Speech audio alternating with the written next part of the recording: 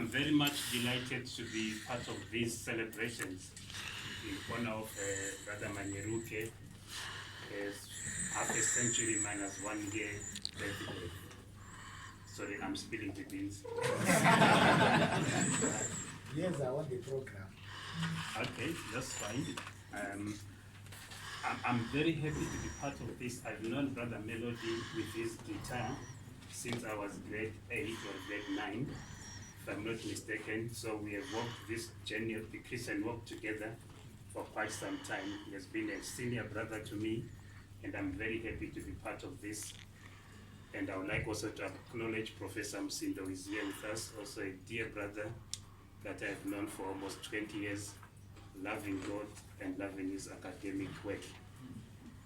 And I'm very happy to welcome all of you as well to this birthday.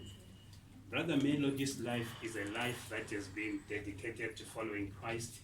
So I found it fit and appropriate this afternoon to share with you about following Jesus. Because I think this is, if you were to single out one thing that Manyeruke is passionate about, it's about following Jesus and inviting others to follow him. I think his love for chemistry is secondary love, if I'm not mistaken, and he still does it very well as well. So if you allow me, I will read for the next 15 minutes. I think I'm allocated 15 minutes. That's fine. Okay. So if you allow me, I will read briefly from the Gospel of John, from verse 35. I'll just run down through. Again, the next day, after John stood with two of his disciples, and looking upon Jesus as he walked, he said, "Behold the Lamb of God." And the two disciples heard him speak, and they followed Jesus. Then Jesus turned and saw them following, and said unto them, "What do you seek?" They said unto him, "Rabbi, where do you live?" He said unto them, "Come and see." They came and saw where he dwelt. Verse 40, one of them which heard John speak and followed him was Andrew, Simon's brother. He first findeth his own brother Simon, and saith unto him, "We have found the Messiah," which is being interpreted the Christ. And he brought him to Jesus. And when Jesus beheld him, he said, "Thou art Simon, the son of Jonah. Thou shalt be called Cephas," which is by interpretation a stone. The following day Jesus would go forth into Galilee, and findeth Philip, and saith unto him, "Follow me." Now Philip was of Bethsaida, the city of Andrew and Peter. Philip findeth Nathanael, and saith unto him, "We have found him, of whom Moses in the law and the prophets did write, Jesus of Nazareth, the son of Joseph." And Nathanael said unto him, "Can there be anything good coming out of Nazareth?" Philip said unto him, "Come and see." My friends, I would like to talk to you about following Jesus, and I'm going to talk about two things in terms of what are the implications of following Jesus, what does it mean to follow Jesus, and what does Jesus expect of us as we follow him. My first proposition is that following Jesus suggests that we leave all and we follow him and him alone. I think in the opening verses of the passage that I've read, these 3-4 guys who are mentioned here were disciples of John the Baptist. John is the cousin of Jesus, who is supposed to be a herald or a messenger of Jesus. In other words, John is preparing the way for Jesus, in the same way as I'm doing here, in the same way as every other preacher does. But ultimately, John is to point people to Jesus, because it is Jesus who is supposed to be followed. So following Jesus, friends, is not about going to a church or following some kind of a powerful preacher. We do have plenty of Hollywood-style celebrity preachers today who are almost like cult heroes, who people follow and almost worship. And I think this is a similar situation that Simon and others find themselves in. When John comes in, this is after about 400 years of intertestamental period of silence. There is no prophetic voice that is speaking.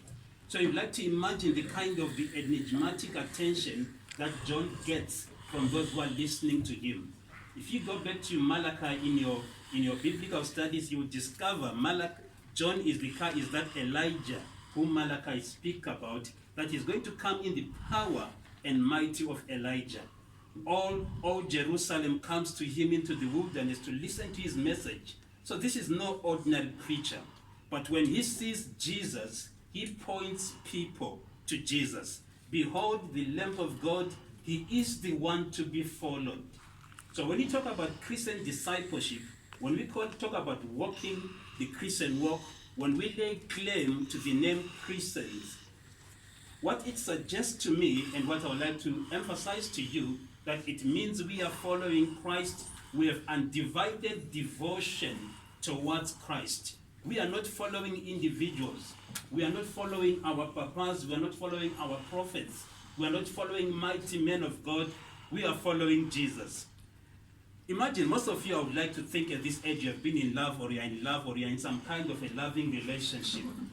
When your lover sends a message through a messenger, when they say, I love you, you know that message is coming from the author of the message, not the messenger. You do not fall in love with the messenger. The messenger is just a mere post boy or a mere post girl who is just bringing the message.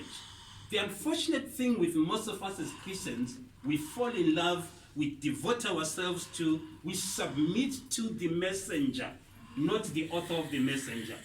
And this is what John is reminding us. I am not the one who is to come. It is Jesus who will carry your sins. It is Jesus who will deliver you. Him you must follow. He is the author of the message. I am a mere messenger. I am relaying that message. Who are you following? Is it the messenger, or is it the author of the message? The second point I would like to share with you is the implications of following Jesus. I'd like to suggest to you, my friends, that when Jesus invites us to follow him, he doesn't want us to follow him alone. He wants us to invite others to follow him together with ourselves. Christianity is not a religion of the individuals. He wants us to go beyond the individuals, beyond myself, and invite him. For starters, if we believe that the gospel is good news, in other words, we can't keep it to ourselves. We've got to share it with others. It cannot be good news if we keep it to ourselves. I'll come back to my love stories again. Most of you have fallen in love. Imagine you're walking around town, Grahamstown, with your lover. You meet your friends. Your lover doesn't introduce you to his friends. How does that feel, my friends? You feel offended, you feel undermined, you feel unappreciated. In most cases, this is what we do with Jesus. We claim we are in love with Jesus. We claim he's the lover of our souls, but we meet with our friends, we meet with family. We don't talk to family about Jesus. But listen what happens with Andrew. When Andrew meets Jesus, what does he do? The first priority on his list, he has his brother Simon. He looks for his brother Simon. He says, this news is too good. I cannot keep it away from my little brother.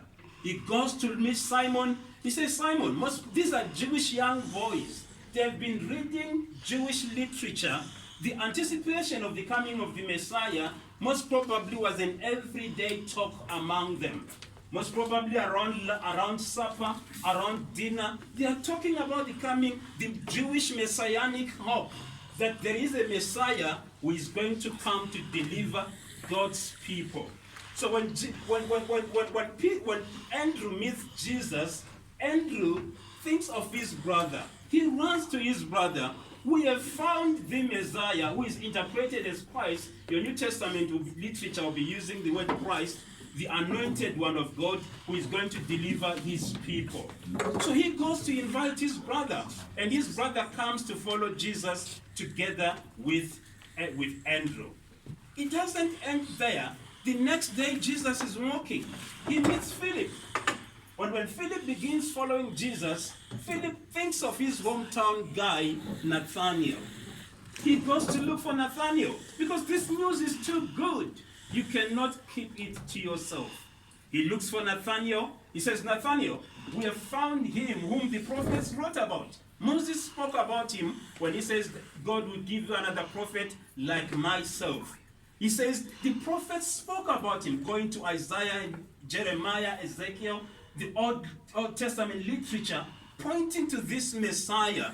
He says, we have found him, Jesus of Nazareth, the son of Joseph. Here comes the problem. Nathanael says, wait a minute, you can't be talking of Nazareth. What is Nazareth? Can anything good come out of Nazareth? This village boy, because he comes from a village bordering Nazareth, his village is bigger and he has more theological significance than Nazareth has. So he despises Nazareth and he says, can anything good come from Nazareth? Philip says, come and see for yourself. Friends, when we share Christ and invite others to come to Christ, some of them will not have objections, like Simon, he follows his brother Andrew and he follows Christ.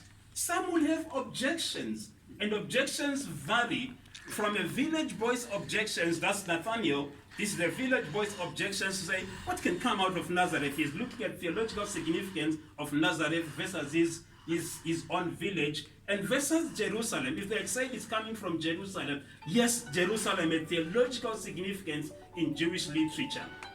Today, people have different other objections. I spent my life discipling university students and college students, leading them to Christ, because we believe Christ, the Lord of the universe, must become Christ, the Lord of the university. So we need to disciple intellectual minds. Some of us have intellectual objections to following Christ. Is the Christian faith consistent with intellectual, what we have achieved intellectual? For instance, is the Christian faith consistent with scientific discoveries? For instance, can a scientist believe in God?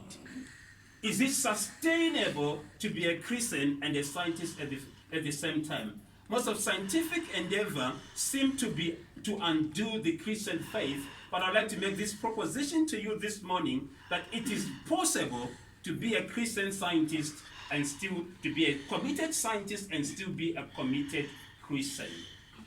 So your intellectual pursuit or endeavor should not become a hindrance towards your becoming an effective Christian and towards you inviting others to come to Christ.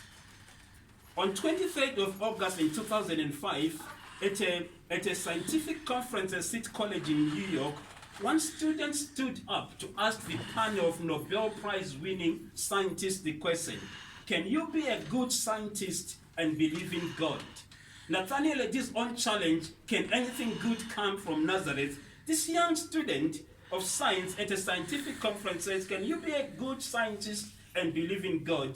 The reaction was quick and brutal from this panel of scientists, no, you cannot. But is that really so?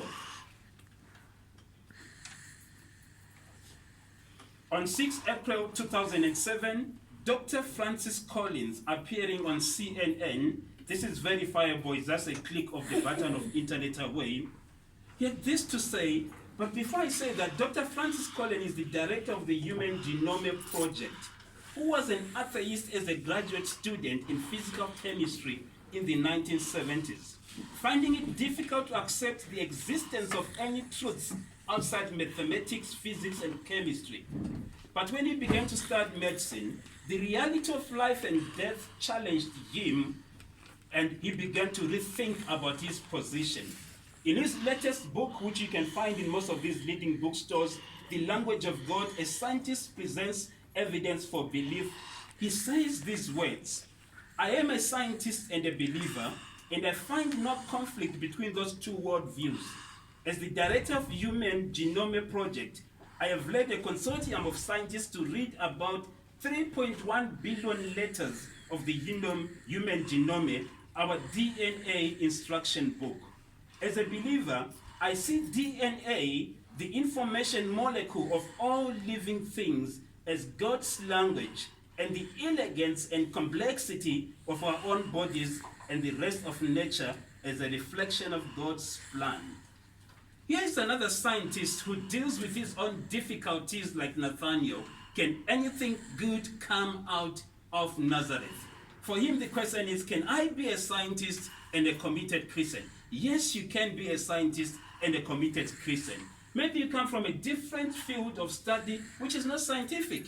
You may be, I come from social sciences and theology. You may be asking the question, is the belief in God a sustainable intellectual argument?